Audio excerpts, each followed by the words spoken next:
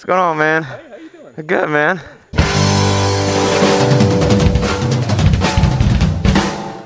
Feeling good? You have a good ride? Yeah. One big crash. I told him, I said, if you went down through here, there's going to be some hard pack stuff, but it's going to be slicker and shit.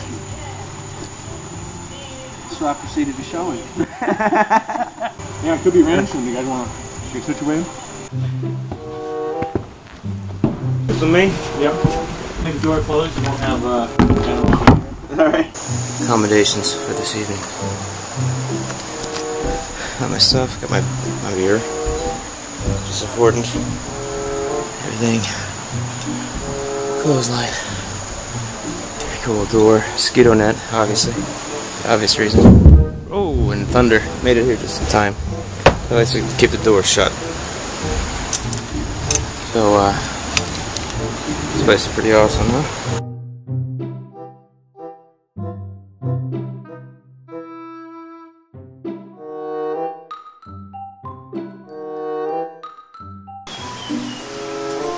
So this is interesting.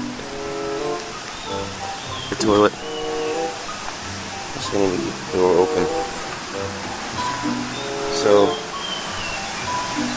this is the toilet, and this is the instructions to use the toilet. So basically, what you do is you poop in a hole, and then you cover it with sawdust, and that's it. That's kind of the deal. There's a bunch of specific instructions on how to use a toilet. And you have a nice jungle view, which is pretty cool.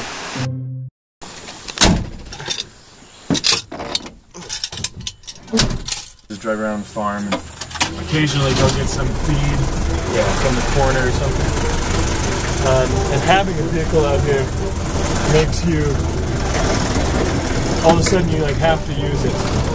Like I have to, just go pick this person up from the corner real quick, you know? And for me, like every trip to town and back, with the amount of trips I take in a year, which isn't all that much, every trip to town and back is $5 to $7 worth of tire wear. Wow. I have to buy new tires every year. I go twice a week, once a week. Works out to $5 to $7 every trip. Not counting the fuel. Those are what you make the biodiesel from? Yep. Wow. And or just oil, so we're making soap from the materials. So this is your house, Josh? Yeah, I'm got the top floor pretty much done. I'm gonna keep weaving leaves and get rid of all the plastics. I'm gonna do all the roof that way as well. The bottom floor, my tenants are building. The inside of the container, they did this last year. So that's just a regular like Connex trailer then, huh? Yep. That's pretty wild. So where do you get all the recycled materials? Is it I see like stuff everywhere. I grabbed recycling from everybody in Putiscal, San Jose that I could get a hold of. I got tires from everybody this side of Cartago. There's a shower. Outdoor shower. My mom didn't like taking showers in the open. This is really cool. I saw this before too. How you use the tires as steps. You fill them full and use them, and that's like your staircases. Just a meditation room. One of them. I just made the floor wax myself out of the ceiling. I made it out of beeswax melted with linseed oil. This is really intricate here. Yeah, this is really cool. One of our neighbors came over and taught us. That's how to incredible. do this. This is my favorite building so far. This is really neat. And the roof should be 7 to 10 years before I need to really worry about it too much. But it's easy enough just to go pull off sections and put more in. And I've planted lots of this stuff now. What's this down here? The water and all that. It's a pond. We did a whole set of ponds down this erosion point. There was like a. See this fish right there, the tilapia. Yeah, Can you see it from there? I don't know if a camera will pick them up. We dug these ponds in here, and all the water that used to just run down this side now sticks in the ponds, and then from this pond, it feeds a swale, a ditch that goes all the way around this hill. It flows all the way down into the pond at the bottom of the farm. And along the way, this a year and a half ago was nothing but grass and cows. 2 years ago, maybe. This is a food forest. This is us using trees that are pioneering out the nasty grasses that were here just for cheap beef. All the fertilizer, organic fertilizer we put on these plants up here above, wash into these ponds instead of just washing into the river. And then this lettuce that's in them, and these swales that are designed with it, all the fertilizer just concentrates back into the farm instead of washing away. The mouths of like the Mississippi Yeah. it's dead zones because there's so much nitrogen going into the river. The only thing that survives are like jellyfish, and that's a lovely future. We're going to have jellyfish in the ocean. Causes acidity and all that stuff. So this helps stop the nutrients. They stay in the form of lettuce, that we pick that lettuce up every few days and put it back on the gardens, and then it breaks down slow. So it's a way of retaining all of our nutrients. This type of farming with fish living in the mountains has so far been the only type of farming that's actually sustainable ever. Agriculture has been pretty much a take more than you give business since the beginning. So these guys are doing work for us. I love seeing them down there. So this is from the pond that we looked at earlier, the one that was over there. Yep. And then like they hill and they weep down to the next one. As it overflows to the next one. Constantly flowing, so the water's always fresh, not stagnant. And that kind of filters it too from all the. By the time it gets to the bottom, and there's no nutrients left. It's good. Wow. In the dry season, we're just green, and everybody else is brown. We do a lot of mixed cropping. Everything's cropped in. We're going to do those banana circles. Bananas grow fast. They hold a lot of water. So you put something like a coconut tree in the middle, surround it with bananas, pineapples in between, papayas in between that.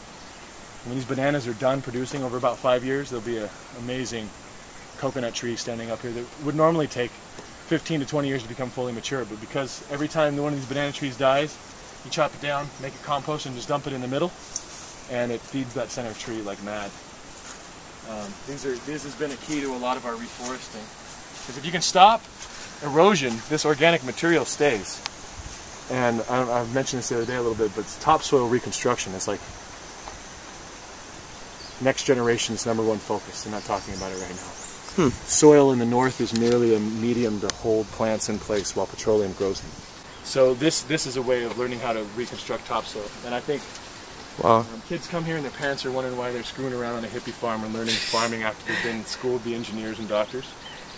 But most people get more out of learning how to make soil work again than they do in 4 years of school. There's like an average of like 2 inches of topsoil in the jungle. In Medford, or in southern Oregon, it was a meter of topsoil. Here the topsoil is the canopy.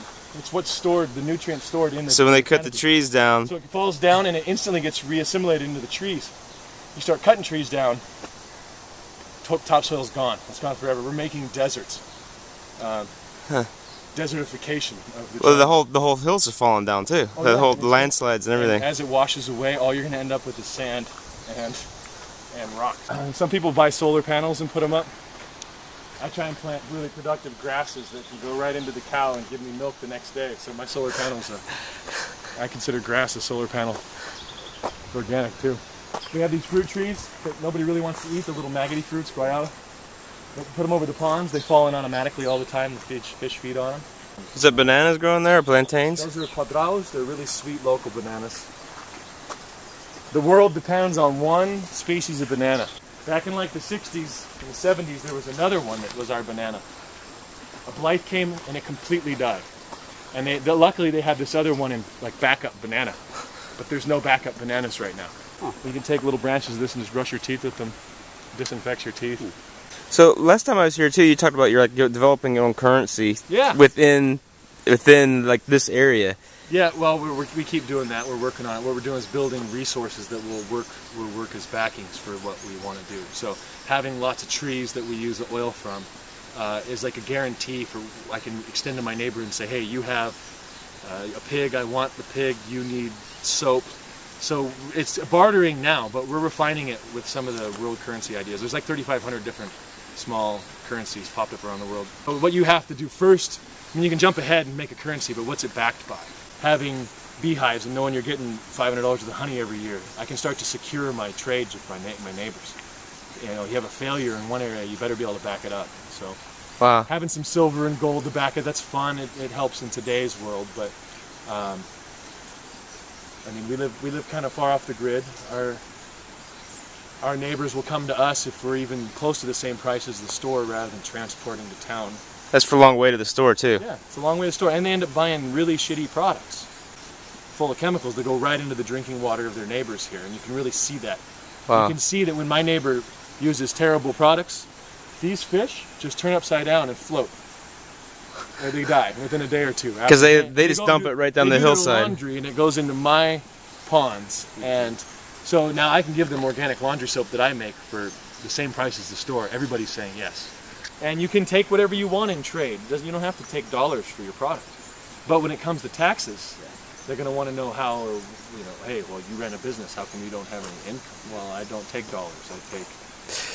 I take what did my friend call them? The FTGs. He had a fuck the government bills. That's fun. All right, man. Awesome. And if anybody around you ever has any questions about farming, co-oping, anything, I want to be a resource for that stuff. So awesome. Any of your young friends up to it, then send them on down here. I'll school them for a couple months. We'll have some fun. Sounds cool, man. Back down here. Come for a couple weeks, man. Wish I could get away for it. That sounds awesome, though. Full of women, all women.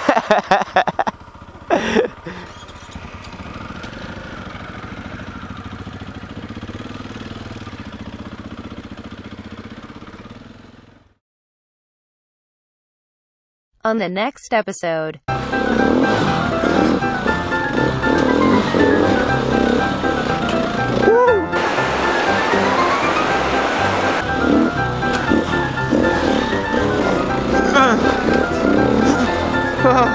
Oh, holy crap!